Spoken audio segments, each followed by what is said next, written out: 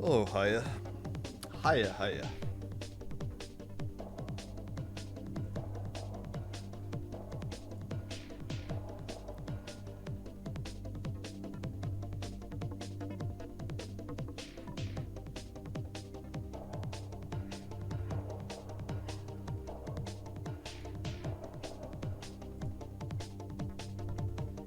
What's lame?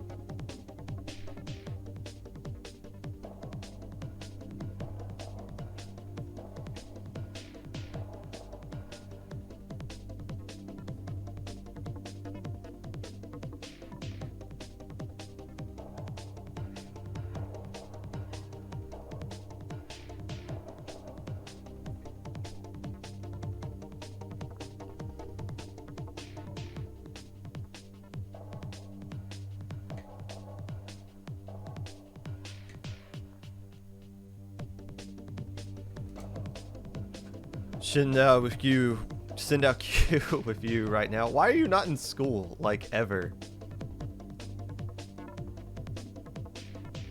It's not an hour. Okay, it's not an hour early today. It's the United States entered daylight savings time last on Sunday, so it's the same time for me, but I guess for the vast majority of the world, I'm now an hour early.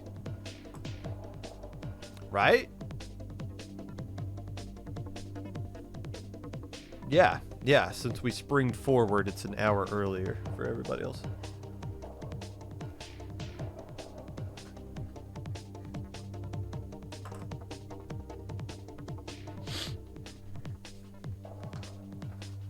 I'm sorry to hear that. I guess people in Arizona, I don't think Arizona recognizes daylight savings. Maybe some other parts of the country. I don't understand. I think it was something that was supposed to like benefit farmers back in the day, but maybe not. I don't know. I just like the fact that I come home and the sun is still out. So I wish we just kept like where the time slot is right now. I just wish it stayed like this forever. But we fall back in the darkness in the winter for whatever reason.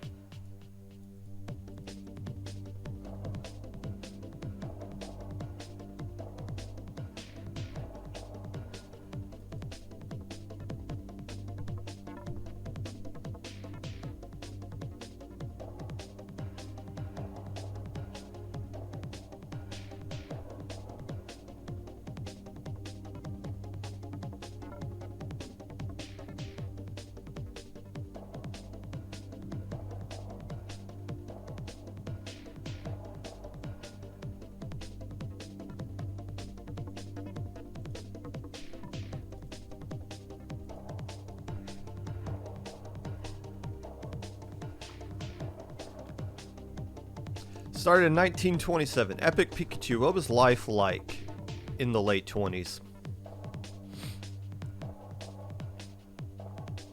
I don't remember that time.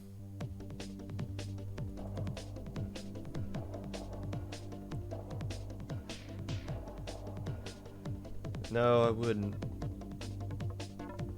No, I wouldn't. You stupid little kid.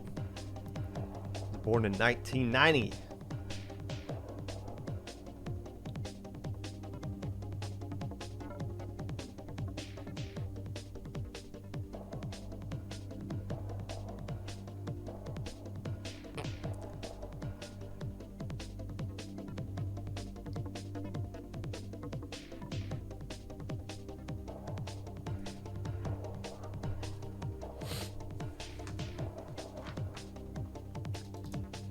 Your grandparents weren't even alive yet?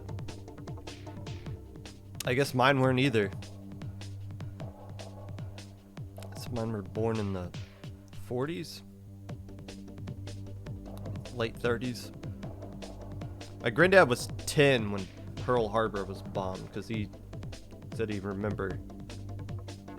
still remembers that.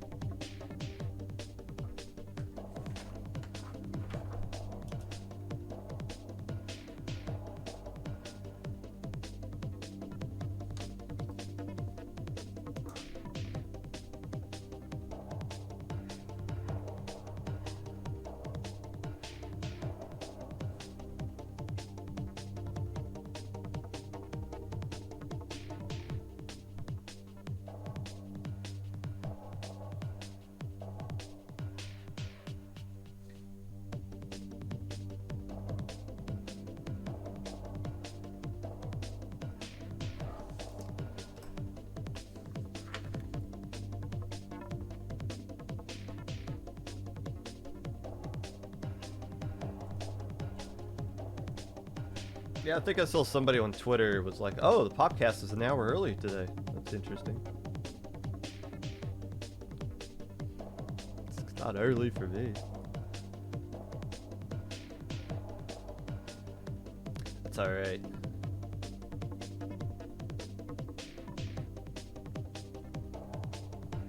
I spent a good chunk of time looking at the map of North America. I think I got it figured out now.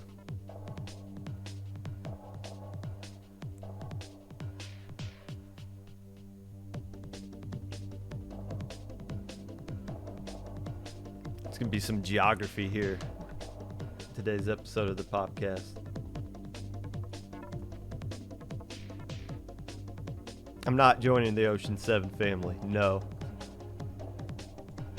I'm not. You guys can't pay me enough. I refuse. Destiny Troop stands alone. We have no king. Besides me.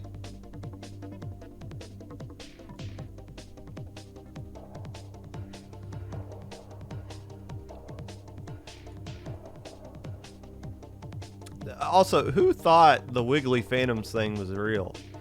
Like, I knew right from the jump that it was a joke.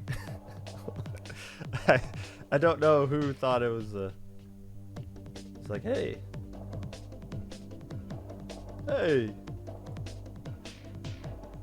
I don't like Wiggly Phantoms joining Ocean 7. Good news, I didn't, dummy.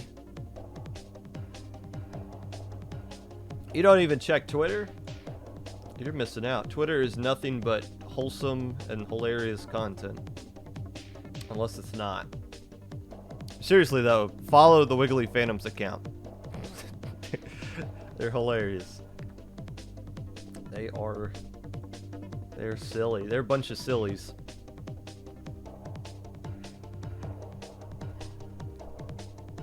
Whole bunch of sillies.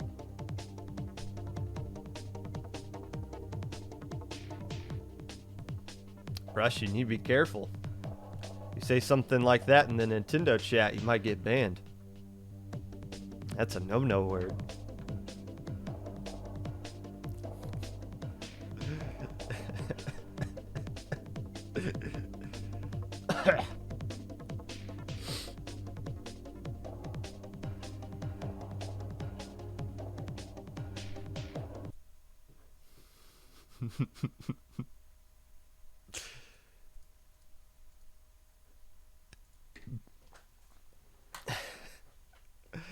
Hello, friends, and welcome back to the Popcast. Whenever you're listening to this, whether it be live or a VOD, Twitch or YouTube, or Spotify, while you're still adjusting to the United States of America's daylight saving time change, which is why some of you are confused why this episode is starting at 11 and not noon like it normally does. Getting coconut mauled by Nintendo on their stream again. Unretiring from the NFL after being retired for a whopping 6 weeks. Whatever it is that you're doing right now, I appreciate you taking the time out of your day to listen to this. Unless I don't. Tom Brady, I know you listen to the podcast, and I want you to listen good. Stop. Just stop. Like, why?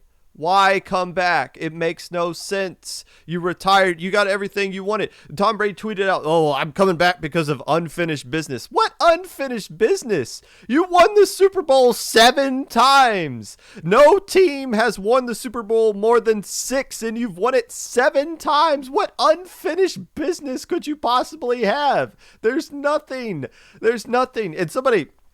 I forgot who did this, but somebody tweeted out, like, this Tom Brady's basically a competitive Splatoon player. It's so true. You guys will say, "Oh, I'm retiring," and you leave your twit longer, and you thank all your friends, and you're like, "This game's just sucks. I can't play in this meta anymore." Okay, cool. Low Tide City just got announced. There's a new Super Jump. Oh, Nintendo's doing a new tournament. Okay, bye. We're moving on without you. And they're like, "Oh, wait a minute. I mean, the meta's not that bad. I can come back and play." That's Tom Brady. Come on, bro. This is embarrassing. News of tournaments may be of interest to the casual listener of the podcast. It's Low Ink Week. Uh-oh. We're going to find out who the next champion is going to be. And it could be you. But first, you got to register. If you want to play in Low Ink, you got to register for it before the deadline on Friday. Better yet, why not register right now? Like, why not right now? Why not? There's no... I can't think of any logical reason why you would not register for Low Ink right now. You can do that. You don't even have to leave the stream. You can just go to Battlefy and figure it out for yourself. And still listen to me. Like, so many different things you could do right now that include registering for Low Ink. So go ahead and do that. The preview is going to be on Friday. I am busy IRL. The preview is going to be on Thursday because I'm busy IRL on Friday. So the Low Ink preview is going to be on Thursday. And it's not, Thursday isn't the exact date, but this month is the 1-year anniversary of the incident. So on the Thursday episode of the podcast, we'll reminisce on the incident and how the impact it had on Low Inks going forward, and why it was one of the coolest things one of the coolest and most frustrating things to happen in any kind of competitive tournament in Splatoon. So we'll revisit that. We'll reminisce about the incident a little bit on Thursday, as well as give you my top 10 teams who are going to win.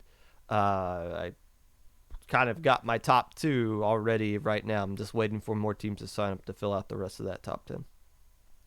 Today, we are talking about all things NA Open, Nintendo North America Open. The good, which was the stream, the bad, which was the format, and the ugly, which was what we found out happened during the tournament after the tournament was already over. We'll talk about all of that stuff. Literally nothing but the NA Open today on the podcast, aside from, of course, a weekly recap, because we got to give Campfire some love, because they finally won a tournament. All of that and more. But first,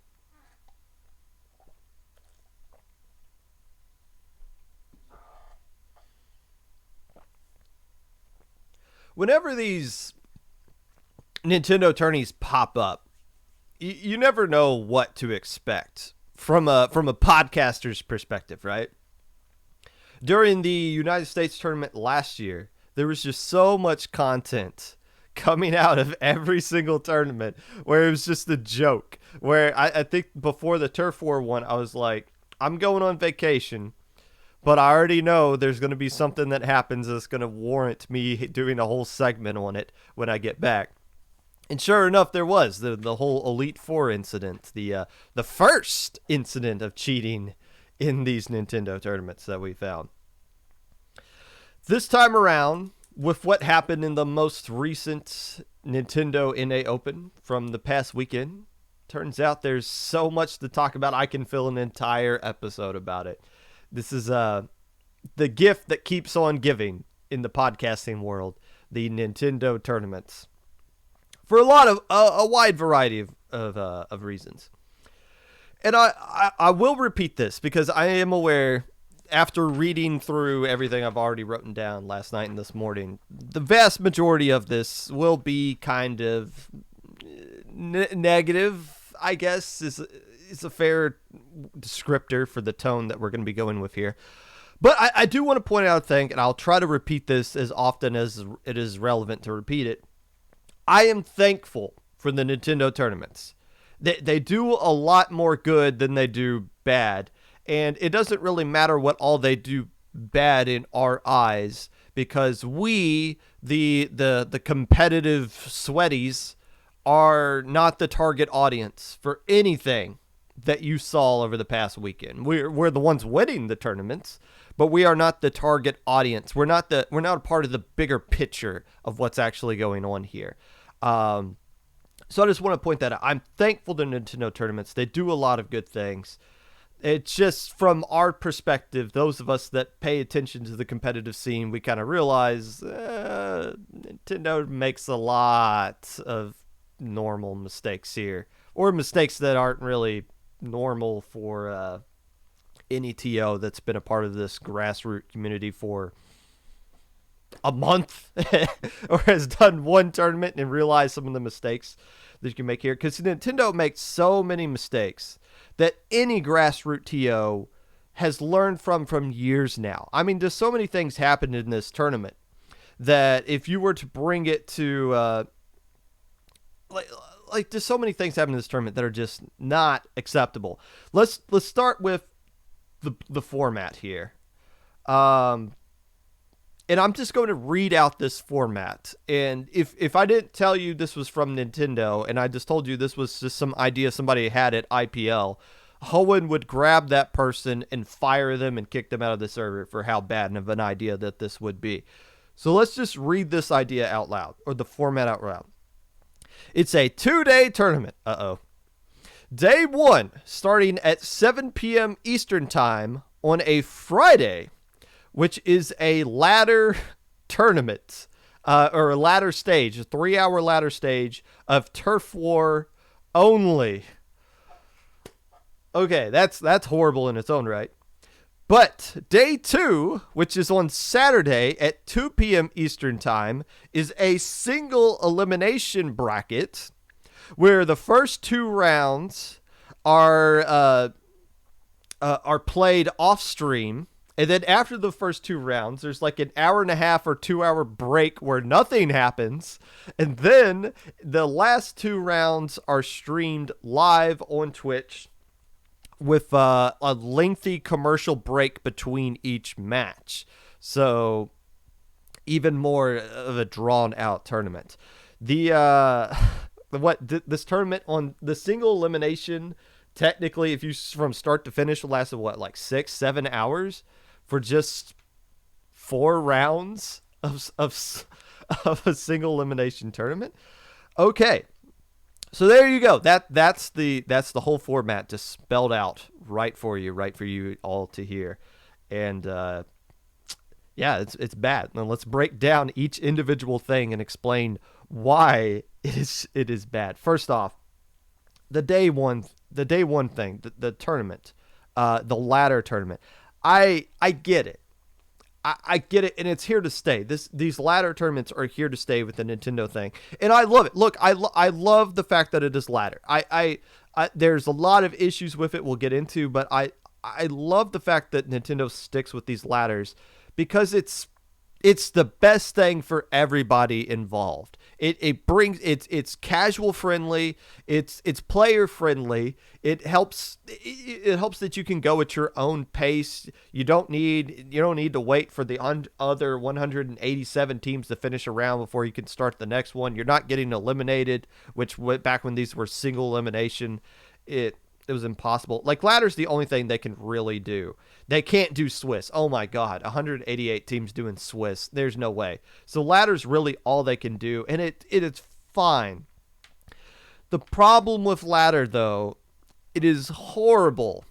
It is horrible at producing a true champion. Now, you can do any format you want. Starburst is going to end up on top anyways, and I feel like the vast majority of teams that made the top 16 are going to make the top 16 regardless of what the format is. So that's not what I mean why it does a horrible job of producing a true champion. But there's so many teams that made the top 16 and so many teams that didn't, that make you think, what the hell happened here? You have two teams that are currently eligible, I'm assuming, for the next Little Squid League tournament that made the top 16. Two LSL teams. On the flip side, here's the list of teams that didn't make the top 16 over teams that are like 5 or 6 divs below them, technically. Tempest, Azult, Red Sun, Legato, who wanted me to mention that they finished in 19th place in this tournament on Twitter. Hey, it's close. Cherry Limeade, number 1 IPL fans. This is a pickup team made up of Riza, Chara, Caden, and Nolan. How is that not a top 16 team? I don't understand. Now, regardless of what the format is, you guys know my thoughts on anything that has to do with who makes top cut and tiebreakers and all that stuff. It's basically win your games, forehead. If you don't win enough games, you don't deserve a spot to be in there. However, with this format of ladder being turf war only, but the actual bracket stage of the tournament not including turf war at all, and instead the other 4 modes that we traditionally use for competitive, you're playing 2 completely different tournaments, and it makes no sense. And also, don't get me started on the fact that there is a way to dodge teams in the ladder stage. If you want to engineer a way to where you can make top 16 and you're clever enough with Battlefy, you could probably find a way to figure it out. I'm not accusing anybody of doing that because I don't know, and I don't really care enough to look into everybody's particular schedule of who played who and who dodged who and who got matched up against who. But if you're going to sit here and tell me that Tempest, Azult, Red Sun, Legato, Cherry Limeade, number 1 IPL fans are not the top 16 teams that signed up for this tournament, I disagree with you heavily. There are factors in play that just screw over teams like that, and it doesn't really produce a true 1 through 188. I get that. But again, there's no other way they can do it. You can't do Swiss with this. You can't do groups with this. You can't do single elimination. You can't do double elimination. When you're just doing the opening round of the tournament to set up who's going to end up in what seed, ladder is your best option. And you're going to get a lot of jank like that, where a lot of these topper-ish, not top-level teams, but a lot of these better traditional teams getting left out in the cold over teams that are struggling to make gamma bracket in low ink. There's ways around it. So that's the issue with the day 1, obviously going on with that. Top cut. Let's talk about this for a minute because it broke the unwritten rule of TOing. What is something I've said? Now, I haven't said this in a while because this rule has not been broken in a long time. Inkstorm 8 broke a rule. The SAC Season 3 Tournament 1 broke a major rule as well. It's the same rule that's broken right here. If you are going to do a 2-day tournament, it needs to be something better than single elimination. You cannot force your teams to come back out on a different day and then have half of them gone in 15 minutes. That is disrespectful to the teams that you're inviting out. You're not respecting their time. You're not respecting them as individuals to an extent because you're not giving them an opportunity to do anything, especially in a single elimination bracket, which is set up for there to be as much curb stomps as possible to benefit the higher seeds. Literally every single match in round 1 of Top Cut was a 3-0. Every single one, all of them, 3-0 dismissals. Bye, get out of the tournament. You don't belong here. We're moving on. And oh, don't worry, there's no losers bracket because I don't know, because Nintendo doesn't like losers, I guess. So there you go. You play 3 rounds of ladder on Friday, and you come back in the next day and you play 15 minutes, and then you're gone. Some of those teams didn't even play. I looked at Help Desk. A couple of them had to drop because, of course, it's second day tournament and you are limited to 5 people on your roster for 2 days, and you can't get a sub. It's not like there's a low ink sub channel that you can just grab a sub from. If just 2 of your 5 players can't make it on day 2, you can't play. So yeah, a couple of teams had to drop. Of course they would. It's understandable. There's not much you can really do there. Now, why people are saying it was Friday and Saturday instead of Saturday and Sunday because of the time change that was on Sunday. That makes sense. A lot of you seem to be confused about the time change here on Monday. It is probably going to be an issue for this upcoming low ink. There's probably going to be a lot of people confused about the times that it starts, which I think was part of the issue why the incident happened last March with the team from Europe. But my counter argument is, why was this a 2-day tournament at all? Like, why would it be a 2-day tournament? What benefit is there to that? If you can do 3 rounds of ladder or 3 hours of ladder, and then just do a top 16 top cut, that's a 5-hour tournament, ain't it? That's it. That's lengthy, but it's not, for what you're trying to do here, that's not bad. Top Cut was dragged out. Top Cut was longer from the time round 1 started to the time the final round finished. It was longer than the 3-hour ladder. There's a reason why, and I'll get into it in a minute, but there's no reason why this should have been a 2-day tournament. There's no reason why Inkstorm 8 should have been a 2-day tournament, or if it was, it should have included a double elimination instead of single elimination bracket. There's no reason why that SAC tournament last year should have been a 2-day tournament.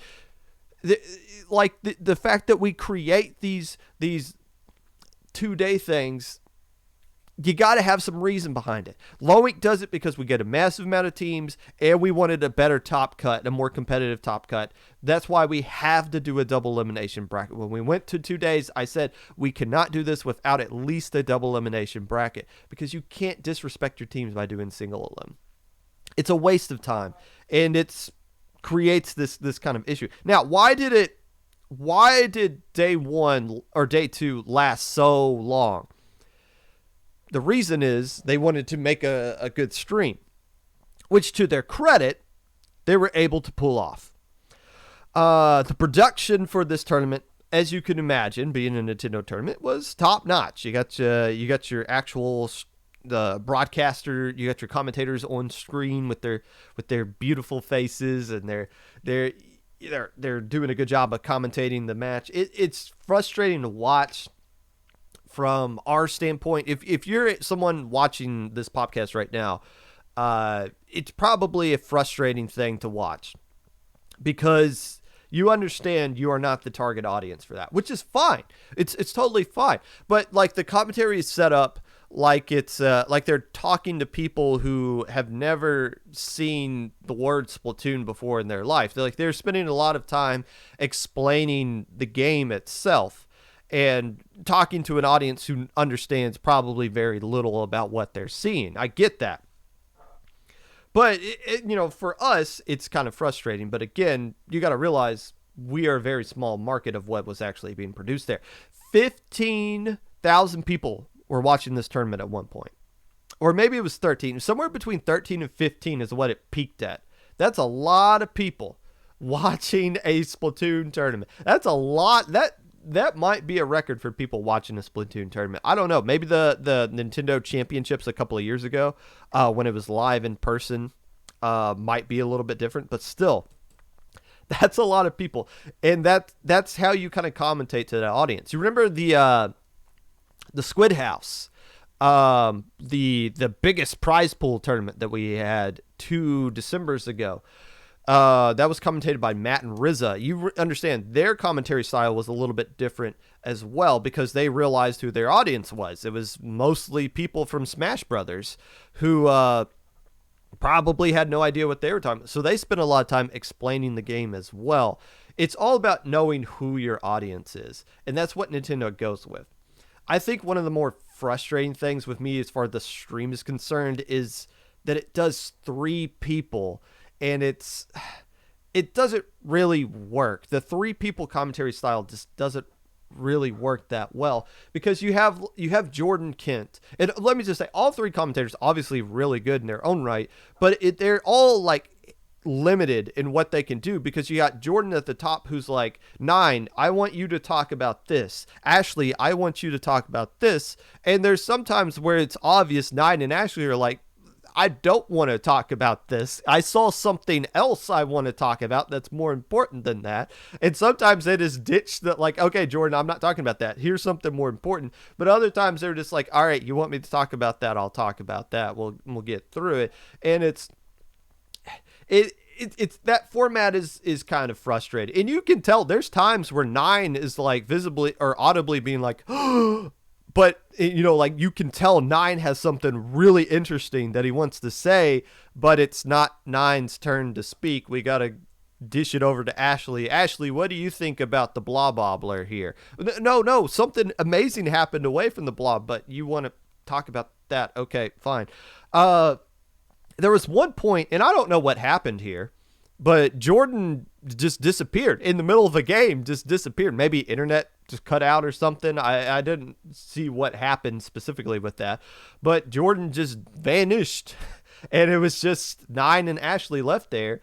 And this is going to sound mean, but the stream got a lot better at that point. Not because Jordan's bad and I'm glad Jordan's gone, but just when you take out that person, you see 9 transitioning into that play-by-play role and Ashley transitioning into like the color commentary role. And it's not just, hey, Ashley, tell us this one specific thing. Now she can talk about whatever she wants to talk about. And that's when you let your commentators kind of flourish and just be themselves. And that's when the commentary really improves. When it was just 9 and Ashley there, it was really enjoyable for I think for everybody across the board. But I understand why they do it the way they do.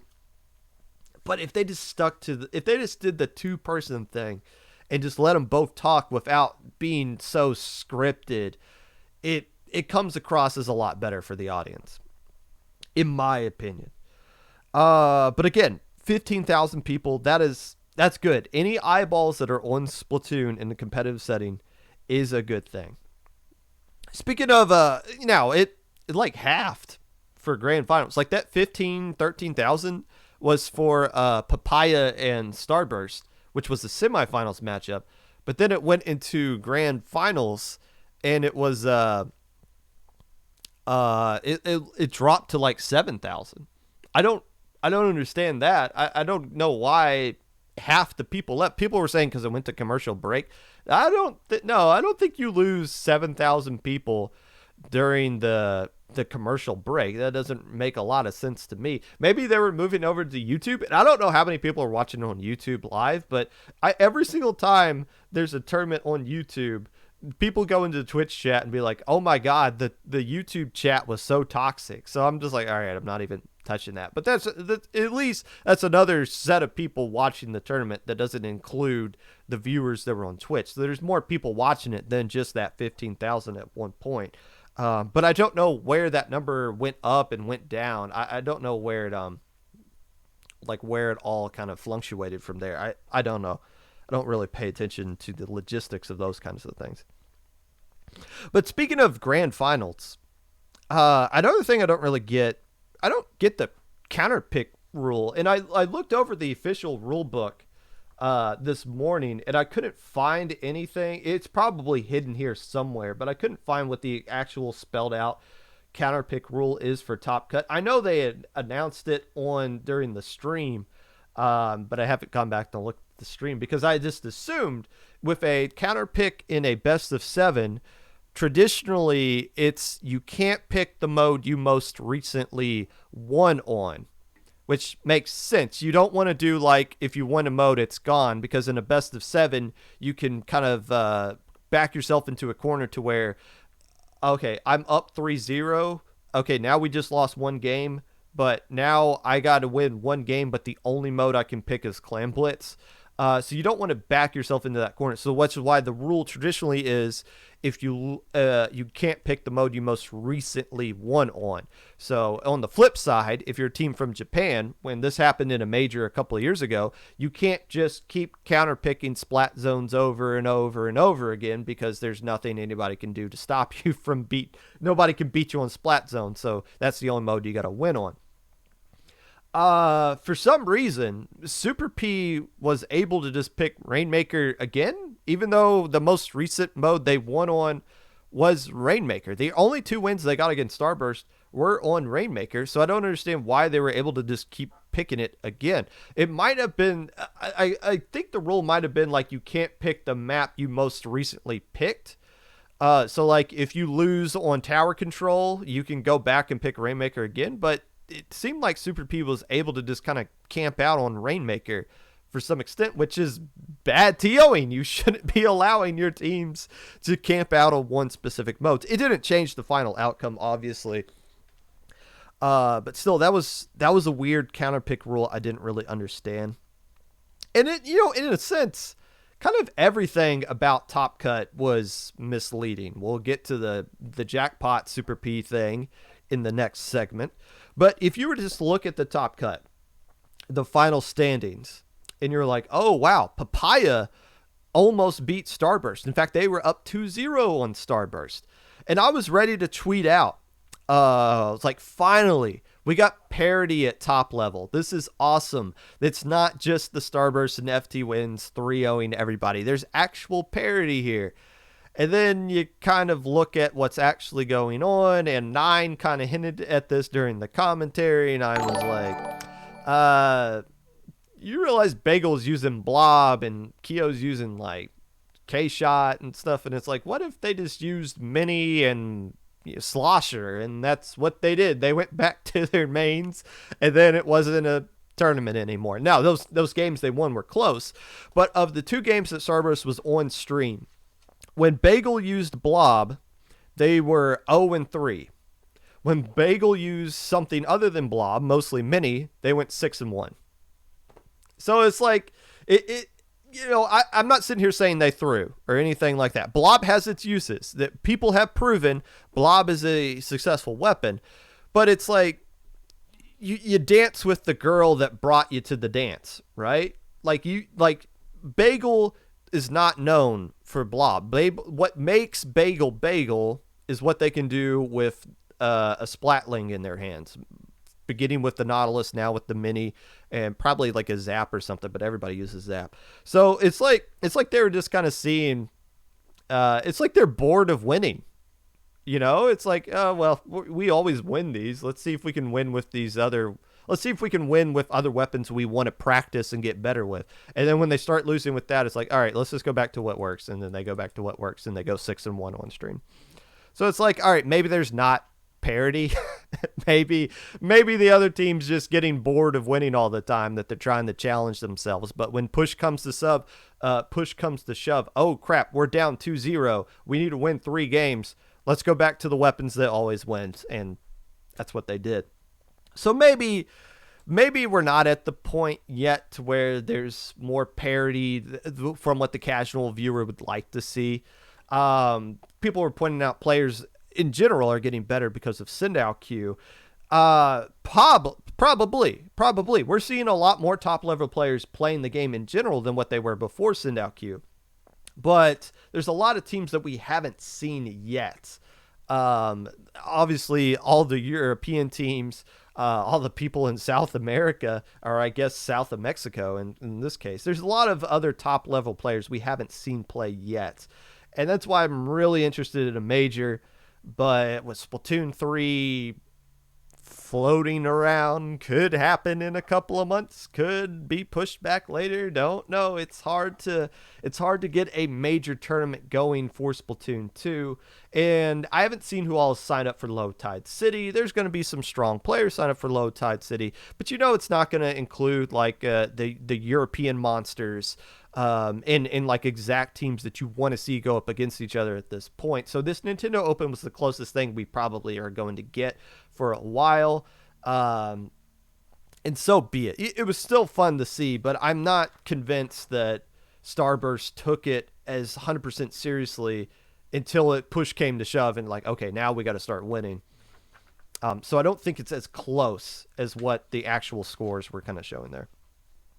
Again, the tournament as a whole is a success. It's frustrating for me, and it's probably a frustrating tournament for a lot of you guys in chat because you are a part of the competitive scene. But once again, you are not the target market for this tournament. Nintendo is building up a lot of momentum for everybody that plays Splatoon or has any kind of interest in Splatoon heading into Splatoon 3. They're building up a ton of hype for this.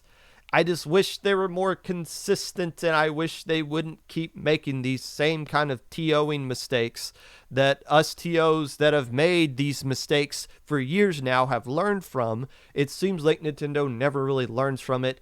And when I had Shaq on about 10 episodes ago, Shaq kind of alluded to, yeah, they ask us for our feedback. We give them our feedback, and they don't do anything with it. Please, Nintendo, start listening to people, because this tournament, as good as this tournament is, it can be even better. And it'd be also awesome if they could announce their tournaments in a traditional way instead of just being like, let's just do a 2-day tournament in 2 weeks. Let's just see what happens. And if you're wondering when the next NA Open is going to be, well, they always get announced during the weekly recap of the Popcast. So we'll probably find out in the next couple of minutes when the next Nintendo tournament's going to be.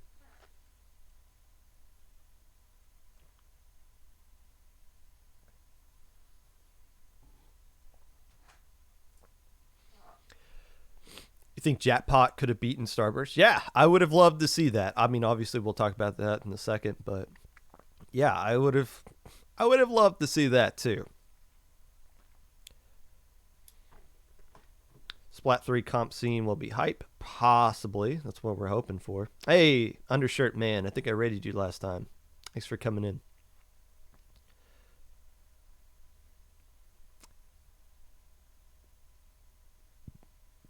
Maybe you could add it to make Game 4 mode different than Game 5 mode.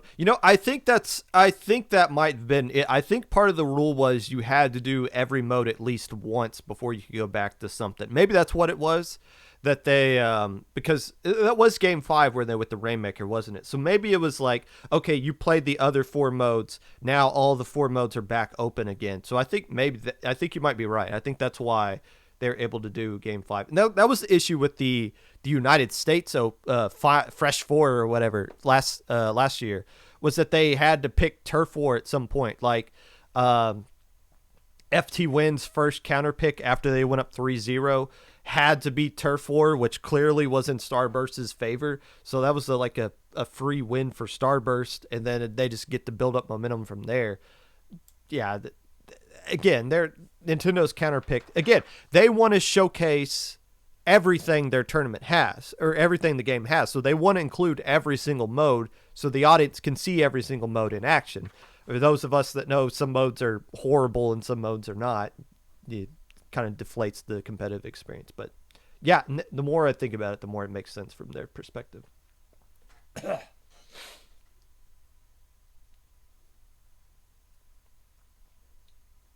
And now we're going to spend 5 minutes grabbing the arrow. Can we please? There we go.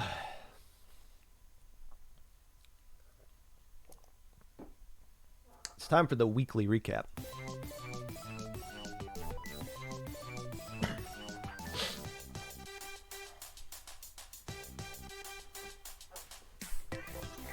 NFL free agency took place last week. You had Russell Wilson getting traded to the Denver Broncos. Aaron Rodgers getting traded to the Green Bay Packers. Why were you bitching and moaning for 2 years if you weren't going to move anywhere? Okay, whatever.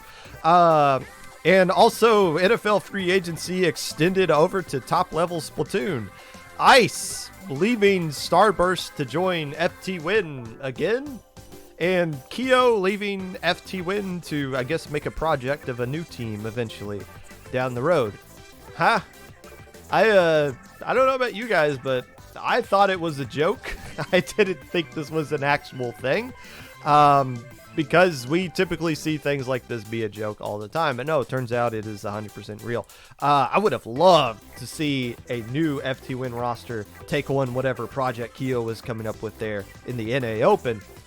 But again, without any majors coming up, there's not really any tournaments these teams are going to want to play in. So we won't get to see this kind of matchup in a minute. Maybe at Low Tide City, I don't know. We'll keep an eye on that. Nintendo did not announce anything during the NA Open at the end of the stream. I don't know why people were expecting something to be announced. They never, maybe not never, but they haven't announced anything at the end of a Nintendo tournament stream in several tournaments now.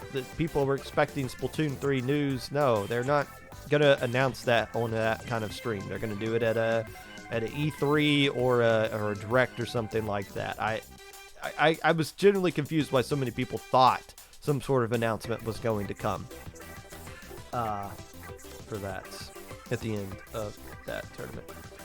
Let's take a listen at SOS number 61. It's huge. It's only the carbon ruler left, but if they're able to pull this out, this could be the... Oh! Wait!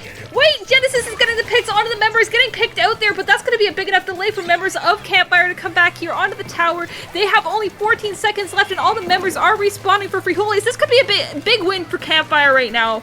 That was incredible from... It would be a big win, and it was a big win for Campfire. That was Siren and the Berry on the call for IPL's SOS number 61 that saw Campfire take first place over 4 Beans, or essentially 4 Beans, 4-3, and giving Campfire finally they win in SOS. They finished in 3rd place. I think they've won every single bracket, including that one time they fell down the lantern for no reason because of weird tiebreakers. So Campfire finally winning their first SOS tournament there.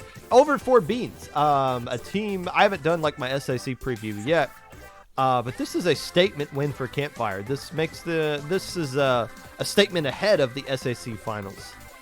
Campfire's probably going to do a lot better in that SAC finals tournament than what a lot of us were kind of expecting there. This win kind of solidifying themselves as a legit contender. Unhealthy Diet Food Groups finishing in 3rd place. Persistence finishing in 4th. Those guys improving dramatically since we kicked them out of Low Ink and continue to prove why. These guys are really good. And they've ascended past where they should have been at this point if they never disbanded originally. Hammerhead bracket won by Red Sun. Mako bracket won by Demon Hunters. And I don't think there was a Lantern bracket, even though there was like 29 teams. I didn't quite follow up with what was going on right there. Moving on, no real other tournaments happening this past weekend because of the NA Open tournament. And I won't talk about paddling pool all the time, but we do have the Friday Night Frenzy results here from week number 2. Mahazaria, which I forgot. Falco sent me the actual pronunciation, and I already forgot it again. We'll look at it again. 3-0 over Crab Rave. Rolling Squids 2-1 over Cake. Prism 2-1 over Cat Purglers. And Squid Killers 3-0 over Marine Melody. Squid Killers should be taking on Mahazaria at some point. We'll see how good those teams do in the 5 night at Falco's.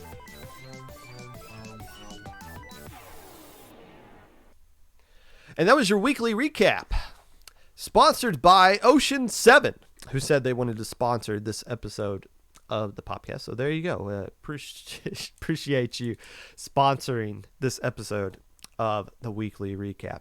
And no, I am not a part of the Ocean 7 family, and I never will be unless they want to start throwing money my way. I can be bought. I can 100% be bought. We will rename this the Ocean 7 Popcast for a price.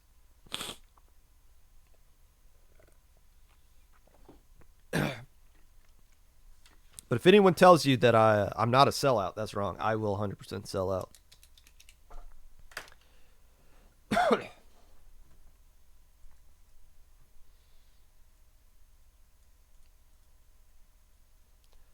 I am having a lot of issues grabbing this doggone arrow.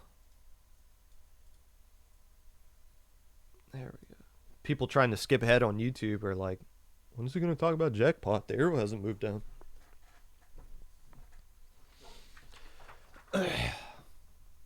It's geography time on the Popcast. Everyone's favorite time. If you were to look at one result in particular from the NA Open, if you were to look at the top cut, there's a match that is kind of jaw-dropping if you just look at the final result. Jackpot played Super P in the semi-final, or the quarterfinal matchup. The winner getting to be on stream 2 hours later when they decide to fire up the stream. Super P sweeping Jackpot 3-0. Whoa! That is impressive. Jackpot being one of the big three teams, in my opinion. Getting swept by essentially a pickup team, it seems like, in Super P. What happened here? That is impressive. And I don't think people really realized what happened initially when this was first posted, because I saw people posting the screenshot. Wow, nice upset there for Super P. It was that was my thought as well. It's like, wow, that's an interesting kind of result there. And it seemed understandable when we saw Super P beat Ascended Moon and then take 2 games off of Starburst to finish second place overall in this tournament. And you're like, okay, cool. I understand how Super P was able to beat Jackpot. They seemed like a pretty strong team in their own right. Turns out that's not the actual case. That's not what actually happened here. Jackpot was up 3-0 or won the set 3-1 or something like that. Essentially, Jackpot won this set, and it wasn't particularly close. People who were on Twitter that were watching the set, I don't know if it was streamed or not, but the general consensus is this was not close at all. It was like a 3-1 result going into Jackpot's favor. They won that set. However, Super P noticed something suspicious. They were like, hey, wait a minute. One of your players lives in Panama. Now, if you're just hearing the words Nintendo NA Open and you think, oh, a player's from Panama, who cares? That's North America, right? Yeah, it is. I know that North America is not just 3 countries. United States, Mexico, and Canada. There is a bunch of other countries that are still like considered North America. Does it really matter? Like, is there like any kind of governing body that stops with North America and South America? And I don't think there is. It's not like Europe where there's like an EU connecting all these countries together. I mean, there is like some sort of an alliance between all these other countries, I get. But I'm not going to go into depths and specifics of geography. However, I will point out, I just did some research of Google just to like see where is Panama specifically in terms of continents, because it's kind of weird. It like connects South America to North America, right? Google says Panama is in North America, but the capital city of Panama is considered a South American city or something like that. So now, if anything I do in this world, I always look to sports to give me the example, because I am a sport person. I majored in sports. That is true. And the Gold Cup, which is the soccer tournament that like each continent has, like Europe has the Euros, South America has their own tournament, and North America has their tournament.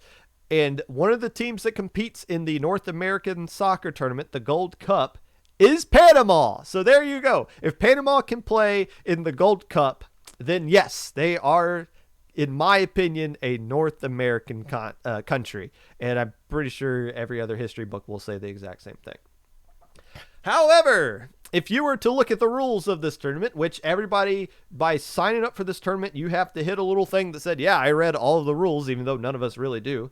Section 2 on eligibility. Quote, You must be a legal resident of the 50 United States, including DC, Canada, or Mexico, and be located in those territories while participating in the tournament, end quote. So, does that mean Puerto Rico can't play? Because Puerto Rico isn't a state, but it's a territory of the United States, but they don't have they have DC included, but they don't have Puerto Rico there. So there's a lot of murky. I can understand still some confusion coming from that, but it's not truly the North American Open, isn't it? When you are banning most of the countries from this tournament, it's not really North America. It's just the United States, Canada, Mexico tournament. So I can understand the confusion there. However, the rules clearly state what 3 countries you are allowed to play in. So, Jackpot, having a player from Panama, technically, while in North America, is against the rules for this tournament. And Super P was like, hey, that's you guys are cheating. We're going to report you. So they did, and because of that, Jackpot got disqualified from the tournament. Now, again, you're confused. It doesn't say Jackpot got disqualified from the bracket. It just says they got 3-0'd by Super P. So it looks like they got dismissed by Super P. But no, that's not the case. If they actually played and it wasn't as close as that, in the opposite direction there. So there you go. Another instance of a team cheating in a Nintendo tournament. A lot of things I want to talk about here. First off, do not compare this to Elite Four. If you're not familiar with the Elite Four situation that happened last year, it was a team that changed all of their names to try to smurf into this tournament, to break rules and play on different teams that they weren't allowed to play on, to try to win the tournament, which they did. They won the Turf War one. There's also this conspiracy of another team trying to form like a fake team that was going to be really good, and they were going to beat everybody except when they played Elite Four. They were going to purposely throw to Elite Four so that just to help separate themselves, make sure Elite Four finished at the top, to make sure they get extra wins and to beat anybody who could come close to like playing Elite Four. So yeah, there's a team that was going out and trying their damnedest to cheat their way into that tournament. This time around, I don't think this is like this. You can't compare the two. Yeah, they're cheating to an extent, but it's not as blatant or as like it's not as, the intent is not really the same here. It's wrong. Don't get me wrong. What they did was breaking the rules here. But it's not like they changed anybody's names or they tried to hide anything specifically. And Panama, again, is in North America. So I'm willing to assume, benefit of the doubt, that Jackpot didn't think they were doing anything wrong here. And again, I'm not excusing it. They 100% broke a rule. You can't have a player outside of Canada, United States, and Mexico playing the tournament, and they did. And they checked the box that said they read that rule and that they agreed to all of it.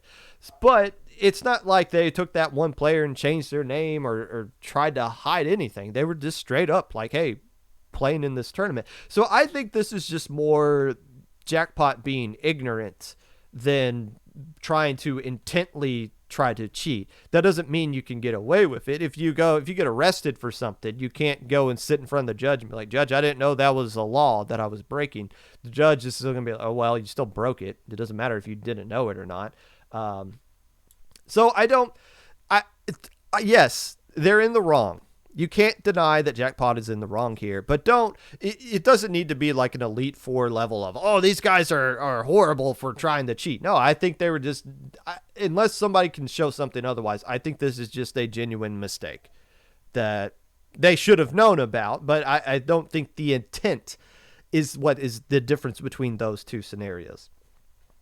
There's 3 kind of takeaways that you can have from this situation. One I already kind of discovered or talked about is condemning Jackpot for technically breaking a rule, but still kind of being understanding is like, I think there's a little bit of misunderstanding going on here. You can also shame Super P, which a lot of people did, for snitching for the time frame that they did. And we'll go back to that. But also the community as a whole took a lot of blame for this.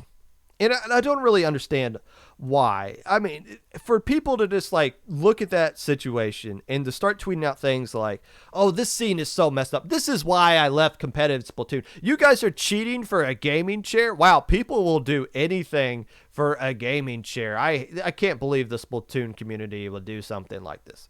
What? What? Why are we generalizing an entire community for something one team did? 188 teams played in this tournament, and assumingly, only one of them broke the rules.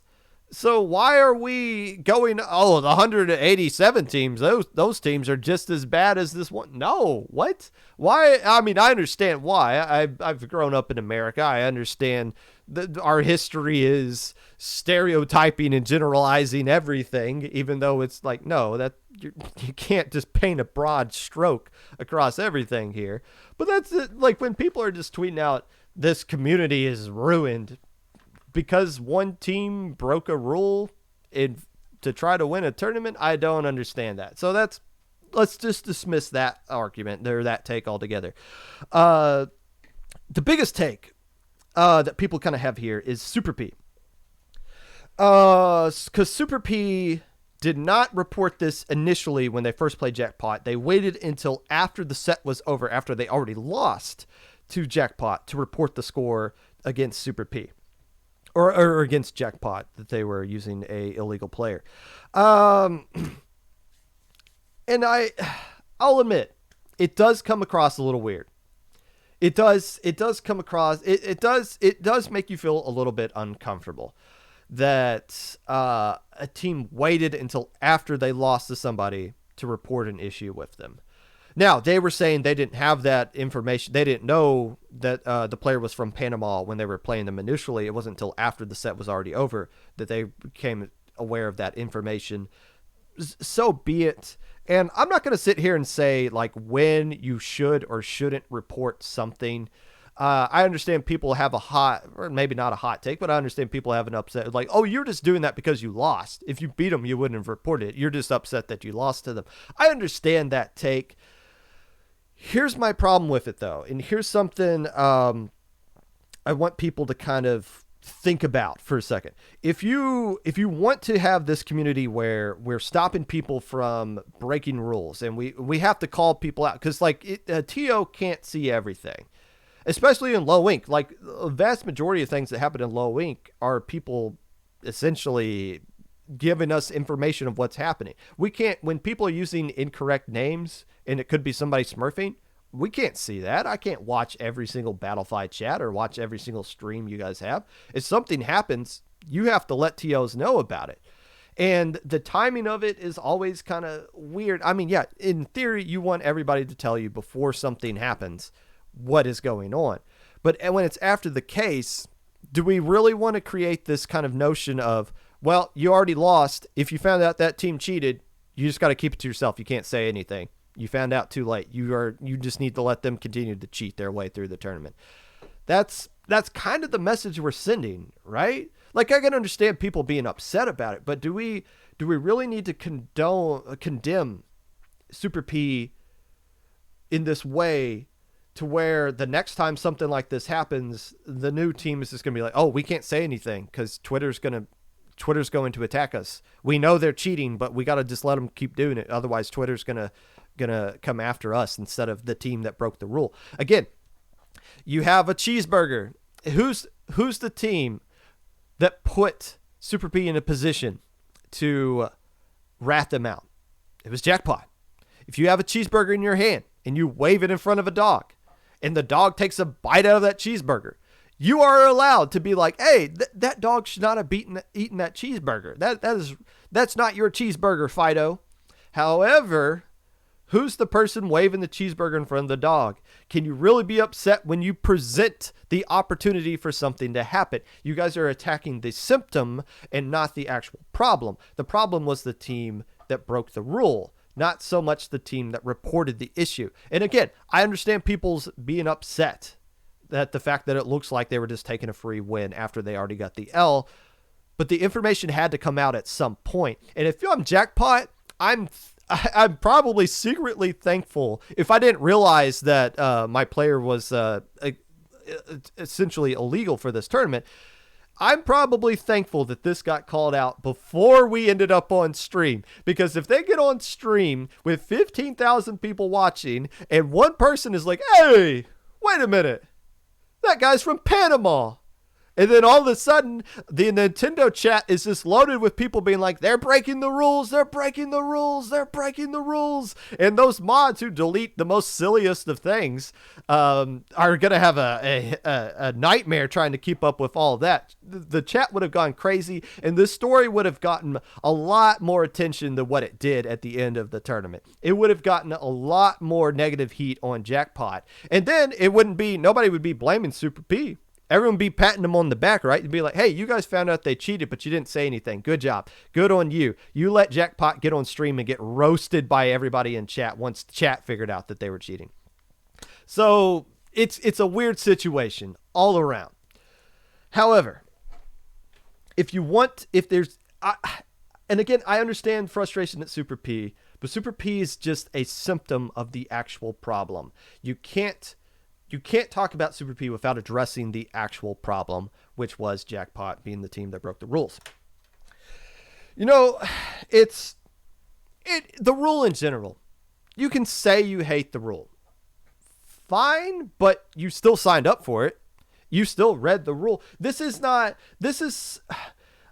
said this back when the Pure Divinity Arctic Moon situation happened last year with the Splatfest tee, right? The Splatfest tee, where Arctic Moon was wearing the Splatfest tee and Pure Divinity took a free win off of that. I said then Pure Divinity broke an unwritten rule of exposing another team for breaking a rule that had no competitive advantage. It was this dumb rule. There is no competitive. If you're wearing a Splatfest tee, you don't get a competitive advantage over the other team who isn't. So that's why I was like, I don't really like this. However, the problem here is that Arctic Moon put Pure Divinity in a position to where they could take the free win if they wanted it. You can be upset that Pure Divinity did it. However, it's not their fault. They're not the ones who put themselves in that situation. Wave a cheeseburger in front of a dog. Don't be surprised if they bite it. Cheeseburgers look pretty tasty, especially a free win against a team like Arctic Moon. This is completely different, though, because this does give you a competitive advantage. If you're using a player outside of the regions that are allowed in this tournament, and none of the 187 teams are, that gives you a competitive advantage. That gives you a larger pool of players to pick from where everybody else is limited. Do I want to see Jackpot play? I wanted to see Jackpot play against Starburst in that grand finals with their player from Panama. I did. I don't care. As a viewer, I don't care. I want to see the best play the best. You know what else I want to see, though? I wanted to see Shaq play for Not FT Win last year in the United States tournament. Shaq couldn't because Shaq lives in Canada. I want to see Alliance Rogue. They seem to be back and seem to be just as strong. I want to see them play in this tournament as well. They're in Europe. How come those players can't play, but Jackpot's allowed to use their one player that's banned from this tournament? I don't understand. And so if you don't agree with the rule, okay, don't sign up for the tournament. If you don't want to play, if you want to use something other than a brush, don't sign up for Battle of the Brushes. And yeah, it would be great if Nintendo did an open tournament, no restrictions, everybody gets to sign up for it. Let's just bring in the best players from around the whole globe and let them go at it and let them go after each other. I don't know how you could work that with the time zones and all that stuff, but you would love to see something like that. But this isn't it. And if you guys want it to be that, it's not. And I'm sorry. It's not the same thing as the Splatfest tee. It's completely different. One team's clearly getting a competitive advantage over the other by having access to a player that nobody else should have access to because of it. That's my take on it, and I understand that's a take. People can disagree with it. Fair enough. So be it.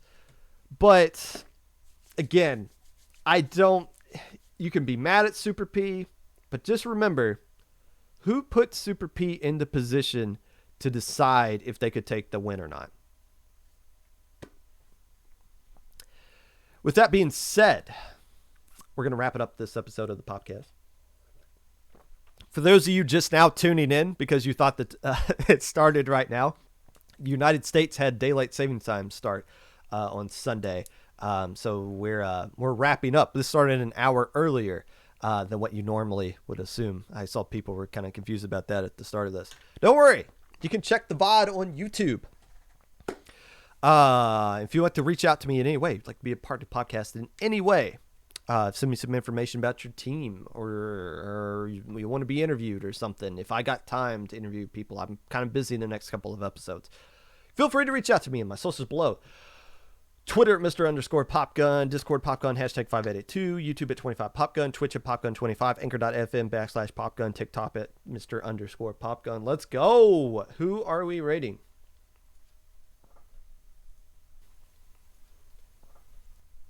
That's not Splatoon 2. That's what we're looking at here.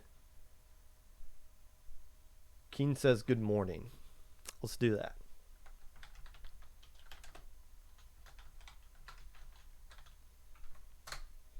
Thank you for watching. Follower, subscriber only chat. Yeah, so be it. Make sure you follow this guy so you can talk to him if you want. Get vaccinated, wear your mask. Sign up for Lowing.